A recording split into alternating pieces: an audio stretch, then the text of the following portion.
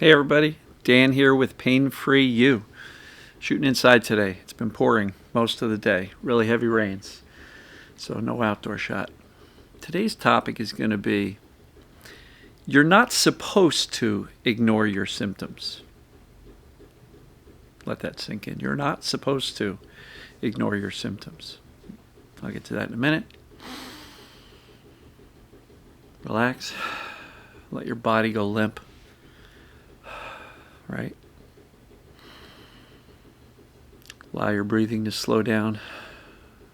A loose body, calm breathing is definitely a message of safety. And it's something so simple that you can do anytime, anywhere, no matter what's going on. It's a good place to go if you're in the middle of a flare-up or panic, right? So easy. Just relax your body. And allow or let your breathing slow down. All right. You're not supposed to ignore your symptoms. And the reason I say that is because at least 3 to 5 or more times a week, I see people saying, I'm ignoring my symptoms, or I'm trying to ignore my symptoms, or I can't ignore my symptoms. And I guess really what I want to question is, where did you hear that you're supposed to ignore your symptoms? Language matters. You're not supposed to ignore your symptoms. And the reason I say that is because it's absolutely impossible. If you have pain or other symptoms going on, you are going to notice them. We have a brain, we have a nervous system, we've got the ability to sense sensations. You can't ignore symptoms. You just flat out can't. Ignoring is like, la la la la la, I'm not paying attention. Ignoring is usually, I'm running away from this thing I don't like, so I'm going to make believe I am not seeing them. And you're not supposed to do that. Why? Because if you're trying to ignore your symptoms, first of all, you're going to fail because you will notice them. In which case you'll believe, oh, I can't ignore my symptoms. I'm never going to get better. I'm supposed to ignore my symptoms. No, you're not. And if you're trying to ignore your symptoms, you're basically running away from this thing that you're perceiving as bad, dangerous, not good, not cool. So by trying to ignore it, you're either going to feel like a failure because you can't, or you're going to be conveying the message that these symptoms are dangerous. Now, I'm not saying that these symptoms should be fallen in love with, but it is important to recognize that they're not harmful. And you don't have to try to ignore them, right? Look, sometimes symptoms will not only get our attention, but really grab our attention and hold it.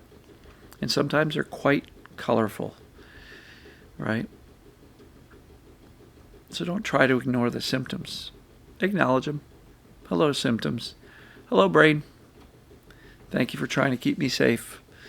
Then you have a little conversation, a clear, calm conversation with yourself. In other words, your brain. Hey, brain, I know the symptoms are high. They're really high right now. They're kicking my butt, by the way. So your distraction, your protection is on overdrive, and I'm feeling it. But I'm not going to buy in with the fear because I know what causes symptoms, perception of danger, and I know it applies to me because you've done the assessments. Is this TMS.com? Do them, both. The pain test, the FIT assessment, right? So you can have that conversation with your brain to say, hey, brain, you've really got my attention, but you know what? I'm not concerned, and therefore you shouldn't be either. Show your brain that you're not in danger by responding as if you're not in danger. Because if you respond with fear, frustration, anger, freak out, panic, you're confirming the brain's perception that there's something dangerous happening. And it's unlikely for the symptoms to settle down or go away if you are responding to symptoms with the fear, frustration, anger, panic, hopelessness, despair, victim mentality. Poor me. Why did this happen to me? Nobody else has it. Well, first of all, lots of people have it. They just don't know about it. So you're one up on all those other people limping through the shopping mall or the grocery store, or limping in the door at Thanksgiving dinner, talking about their bad knee or their bad back or something going on. You're one up on them. You've got accurate knowledge at your disposal. Now, admittedly, this stuff can be quite challenging because symptoms can be quite persistent. But at the end of the day, don't try to ignore them. It's impossible. You'll just judge yourself as failing. How am I ever going to get rid of these symptoms if I can't ignore my pain or my symptoms? It's a fallacy. You don't have to ignore your symptoms. But what I really, really recommend is to notice them and go, I know what that is. And I'm not concerned. And be authentic with that. And I know these symptoms, these sensations called pain, can be really troublesome and really challenging and make it hard to move sometimes or sleep sometimes. But at the end of the day, if you know what's causing it, scared brain, misinformed brain, and you've done the assessments and say, yep, that's what's going on with me, you can notice them and respond calmly to go, ooh, it's kicking my butt. Hey, brain, yeah, I'm acknowledging they scare me.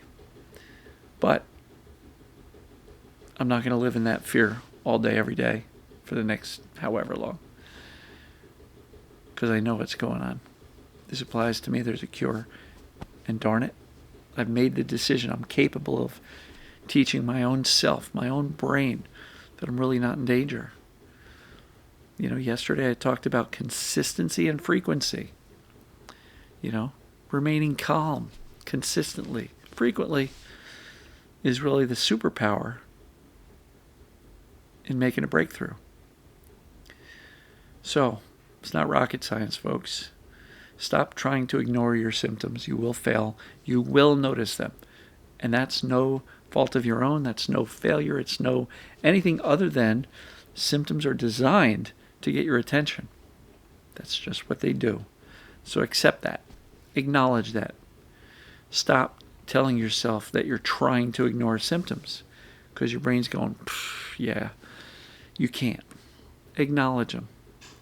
But respond as calmly as possible with as much clarity and certainty as possible, with as much optimism that this is all just a temporary thing.